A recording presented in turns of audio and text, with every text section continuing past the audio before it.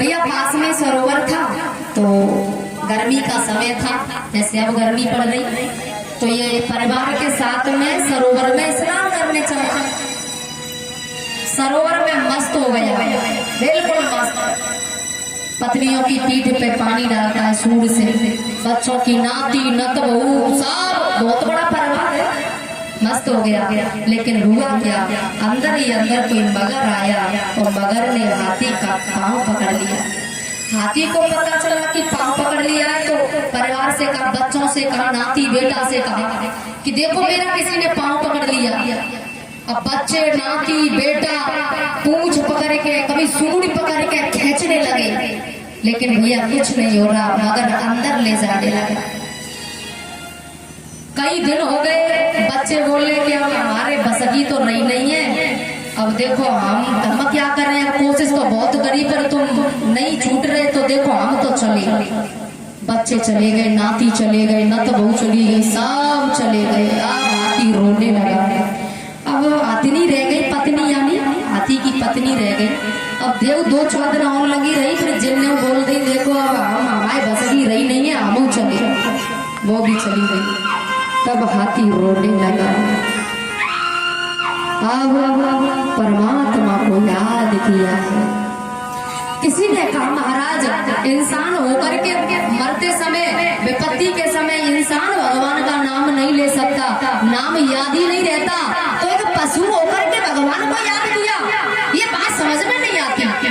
ये बात परिषद में भी सुखदेव जी से कही है कि एक मनुष्य भगवान का नाम नहीं लेता, विपत्ति के समय याद नहीं रहता, ये तो पशु है, और पशु होकर के भगवान को याद कर लिया इसने। तो श्री सुखदेव जी कहते हैं, राजन, ये जो हाथी था, ये पूर्व जन्म में इंद्रधुम्न नाम का राजा था।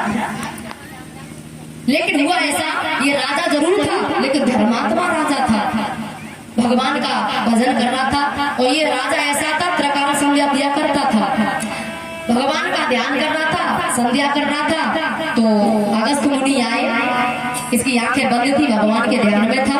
अगस्त मुनि को लगा कि मेरा अपमान किया इसने, तो श्राप दे दिया। संत आए तेरे दरबार पर, तू हाथी की तरह बैठा है, श्राप देता हूँ, जा, तुझे हाथी की योनि मिलेगी। तो उस संत के श्राप से ये हाथी बन गया, नहीं तो ये धर्मात्मा राजा था। इसलिए पूर्व जन्म से याद था अपना, पूर्व जन्म की तपस्या की वजह से, पूर्व जन्म के तप की वजह से, साधना की वजह से विपत्ति में इसने परमात्मा को पुकारा। तो भैया हमें भी कोशिश करनी चाहिए, यही जन्म नहीं, हम साधना करेंगे तो यही जन्म सफल हो ऐसा नहीं है भैया, न जाने कितने जन्म सफल हो जाते हैं, एक जन्म की बात नहीं है।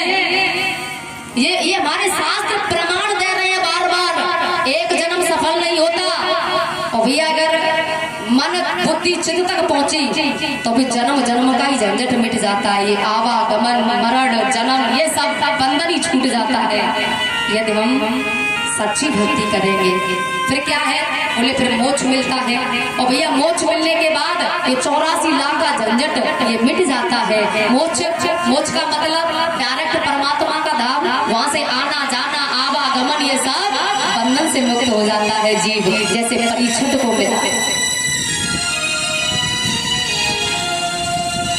महाराज भगवान को पुकारा, हे जगत के स्वामी, हे वासुदेव, हे जगदीश, सबकी रक्षा करने वाले, आओ मुझे बचाओ।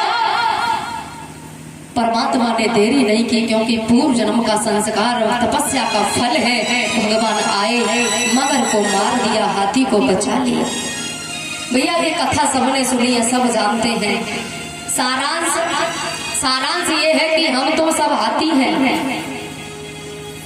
सरोवर, संसार ही सरोवर है, और हम तुम सब हाथी हैं, परिवार के संग में मस्त हो जाते हैं। और कभी कभी तो सोचते हैं कि हमारे 4 बेटा, 10 नाती, इतनी बहू, नत बहू, परिवार बहुत बड़ा है, क्या चिंता है, किस बात की कमी।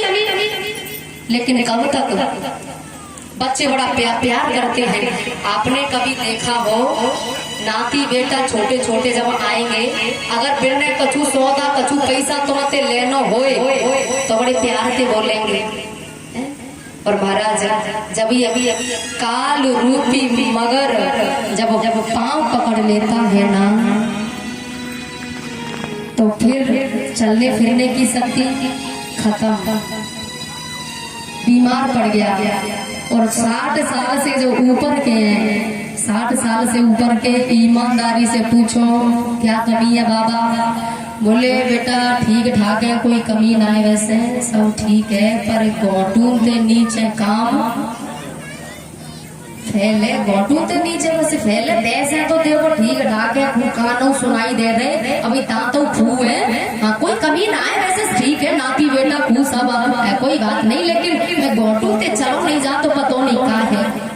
बहुत इलाज कराई, बहुत दवाई कराई, लेकिन कोई फर्क ही नहीं पड़ा। भैया समझ जाओ, उस काल रूपी मगर ने पांव पकड़ लिए हैं, घर वाले, बेटा, नाती, रिश्तेदार छुड़ाने वाले नहीं है।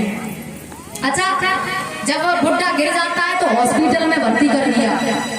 अब हॉस्पिटल में भर्ती किया तो वहां 10 दिन हो गए, रोजाना का खर्चा 50,000 का, 50,000 का रोज खर्चा, तो बच्चे बड़े परेशान। और महाराज जो पत्नी है ना, यानी बुढ़िया,